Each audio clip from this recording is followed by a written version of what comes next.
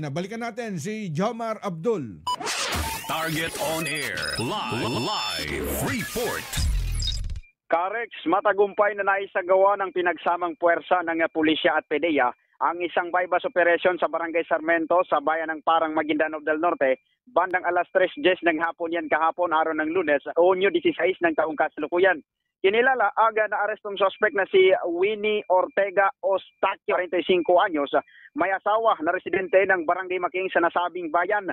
Ayon sa ulat ng Parang Municipal Police Station, nakumpiska sa suspect ang 3 transparent plastic sachet na naglalaman ng pinaniniwalaang shabu na may tinatayang timbang na 11 gramo na may tinatayang halaga na 74,000 pesos.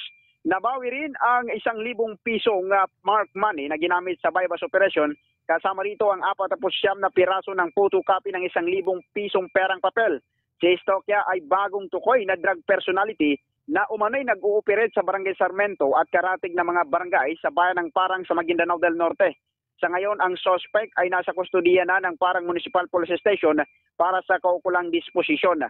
Ang nasabing operasyon ay pinangunahan ni Police Lieutenant Dan Rafael Geldore na siyang Deputy Chief of Police ng Parang Municipal Police Station sa ilalim ng pangangasiwa ni Police Major Blaine N. Lumasin at siyang Chief of Police ng Parang Municipal Police Station. Katuwang riyan ang RDEO PDEA, Maguindanao del Norte Probar, 14 of 1st RMFC, RMFB 14A, 1st PMFC Maguindanao del Norte, RIU Maguindanao del Norte, RIAT Maguindanao del Norte at itong PIU PDU Maguindanao del Norte. Ang ikinasang operasyon ay layon na mabawasan ang paglaganap ng ilegal na droga sa bayan ng Parang Maguindanao del Norte maging sa mga kalapit na mga bayan. Mula dito sa rehiyon ng Bangsamoro, Jomar Abdul nag-uulat para sa Target on Air sa DZME 1530, ang Radyo TV. Target on Air. Live report.